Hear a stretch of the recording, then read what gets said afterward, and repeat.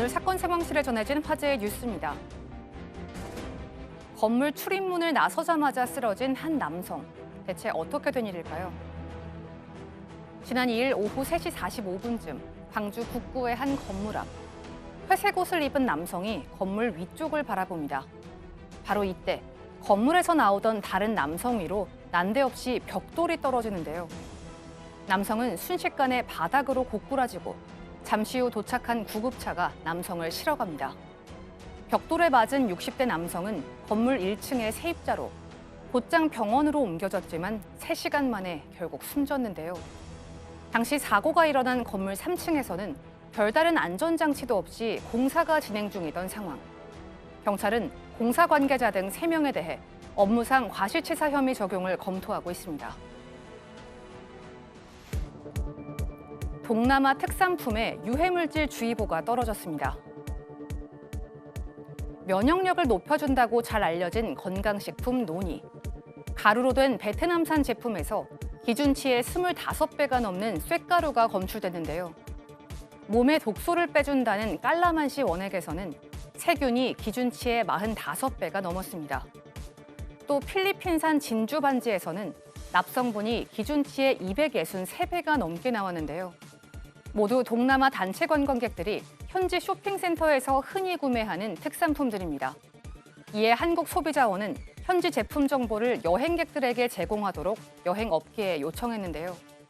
여행객들에게는 현지 물건을 구매할 때는 품질 보증서가 있는지 확인하고 구매할 것을 당부했습니다. 마치 사람의 얼굴 같은 모양의 신라시대 토기가 발견됐습니다. 심각한 듯 무심한 듯 말을 하는 듯한 표정. 문자 메시지를 보낼 때 사용하는 이모티콘 같은데요. 1600여 년 전 신라시대의 것으로 추정되는 토기입니다. 최근 경북 경산에서 발견된 이 얼굴 모양의 토기는 옆면에 구멍을 뚫어 귀를 표현했고 각 구멍 사이 3개의 면에 얼굴 무늬를 새겼는데요. 이전에도 사람 얼굴 모양의 토기가 발견됐지만 이렇게 3개 면에 다른 얼굴이 표현된 사례는 처음입니다. 또 토기와 결합했을 것으로 보이는 시루도 함께 출토됐는데요. 토기를 공개한 연구원 측은 실용적인 용도보다는 일종의 의뢰 행위와 관련이 있는 유물로 보인다고 밝혔습니다. 검찰이 프로듀스 101의 모든 시즌이 조작됐다고 결론 내렸습니다. 검찰은 어제 프로그램을 담당했던 안준영 PD와 김용범 CP를 업무방해와 사기 등의 혐의로 구속 기소했는데요. 이와 함께 보조 PD 1명이 같은 혐의로 기획사 관계자 5명이 배임 증제 등의 혐의로 불구속 기소됐습니다. 검찰에 따르면 안 PD 등은 프로듀스 101의 시즌 3와 4를 포함해 전 시즌에 걸쳐서 순위를 조작한 것으로 밝혀졌는데요. 검찰과 경찰은 투표 조작에 CJ ENM 등 윗선이 개입했을 가능성을 염두에 두고 수사를 이어가고 있습니다. 네, 지금 이거 프로듀스 101 모든 프로그램이 다 조작됐다라고 이제 검찰 조사 결과가 나왔는데 정확하게 어떤 혐의가 적용이 되는 건가요?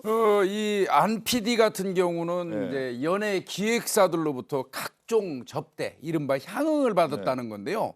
이 접대가 이게 천문학적입니다. 한 번에 수백만 원씩 40여 회에 걸쳐서 향응 접대를 받았는데 합쳐 보니까 1억이 넘는다는 거고요. 그다음에 이제 안 PD 같은 경우는 그 조사하는 과정에서 보니까 이번에 문제가 된 그 프로듀스 101뿐만 아니라 푸듀 X, 그다음에 프로듀서 48, 뭐 이것까지 투표수를 조작했다는 혐의를 인정을 했다는 거예요. 그러니까 전반적으로 여기서 했던 게 다 이런 투표수 조작 혐의가 있었다는 것이죠. 그래서 이게 지금 문제가 되고 있고요. 그래서 이제 뭐 업무방해라든지 배임 수증제 혐의로 입건을 해서 한 거고요. 그다음에 이제 당연히 기획사 직원들도 또 줬으니까 배임 증제 혐의를 적용해서 처벌을 하려고 합니다. 이건 사실은 뭐 그 출연자들뿐만 아니라 국민들이 다 지켜보고 있었고 투표라고 하는 것은 공정한 행위였는데 대국민 사기 의혹을 펼쳤다고 좀 볼 수가 있는데 이 프로그램을 제작했던 엠넷이죠. 엠넷 제작사 측에서는 뭐라고 하고 있나요? 대국민 사과문을 발표를 했습니다. 이 사과문 안에는 일단은 시청자들에게 미안하고 팬들 또 연습생들 소속사 관계자들 모두에게 진심으로 사과를 드린다라는 내용이 있었고 가능한 빠른 시간 내에 결과에 따라서 내부 조치를 취할 것이고 보상안이라든지 최신 대책을 발표하겠다라고 했습니다. 그리고 마지막으로는 아무 잘못 없는 아티스트들 또 연습생들에게 또 다른 피해가 가지 않도록 좀 당부를 부탁드린다로 네. 발음을 했습니다. 이런 소식은 사실은 접했을 경우에 되게 허탈한 거죠. 맞아요. 그렇죠. 실망을 넘어서 이런 일이 벌어질 수 있느냐라고 하는 그런 마음까지 좀 들 수가 있는 건데 어쨌든 뭐 검찰에서 그 신속하게 수사를 하고 있으니까요. 더 정확한 어떤 조사 결과가 나오겠죠. 자, 60대 남성이 자신이 입주한 건물에서 그 네. CCTV 영상 저 영상 지금 나오고 있습니다. 바로 이 벽돌에 맞아서 사망하는 일이 있었는데 안전장치가 전혀 없었어요. 이게 지금 날벼락입니다. 날벼락이죠. 1층에 세입자인 60대 남성이 이게 월요일입니다. 엊그제 월요일 오후 3시 45분에 나오는 찰나에 같은 건물 3층에서 공사 중이었어요. 노후화된 창틀을 교체하는 공사 중이었는데 벽돌이 낙하했고 여기에 맞아서 병원으로 바로 갔지만 4시간 후 7시 25분에 사망하게 됩니다. 문제는 사람이 드나드는 저런 건물에서 3층에서 공사를 하면 제일 기본이 뭐예요? 안전 펜스잖아요. 그렇죠. 안전 펜스 없었어요. 낙하물을 막을 수 있는 아무런 장비가 없었다고요. 이게 안전 불감증인데 이런 마른 하늘의 날벼락을 언제까지 우리가 봐야 되겠습니까? 과실치사겠죠. 업무상 과실치사. 업무상 과실치사입니다. 네. 과실은 무엇을 예견해야 되고 또 회피해야 되는데 그 예견 회피를 못했을 때 과실이 되고요. 처벌이 돼야죠, 당연히. 왜냐하면 창틀 소규모 작업이라 하더라도 벽돌 같은 게 떨어질 게 충분히 예상이 가능하거든요.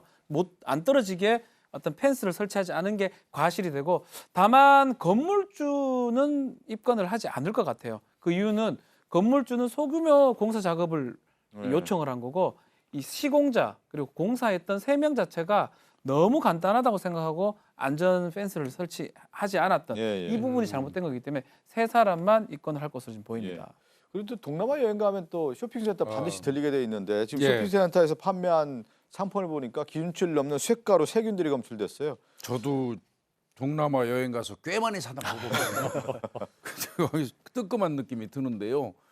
한국 소비자원에서 3일날 발표한 겁니다. 동남아시아 쪽에 여행을 갔다가 단체 관광객들이 전용으로 꼭 들리는 쇼핑센터가 있죠. 패키지 가면 꼭 거기 거기 가죠. 안내하는 분이 네. 거기 데리고 가서 네. 물건 사도록 하잖아요.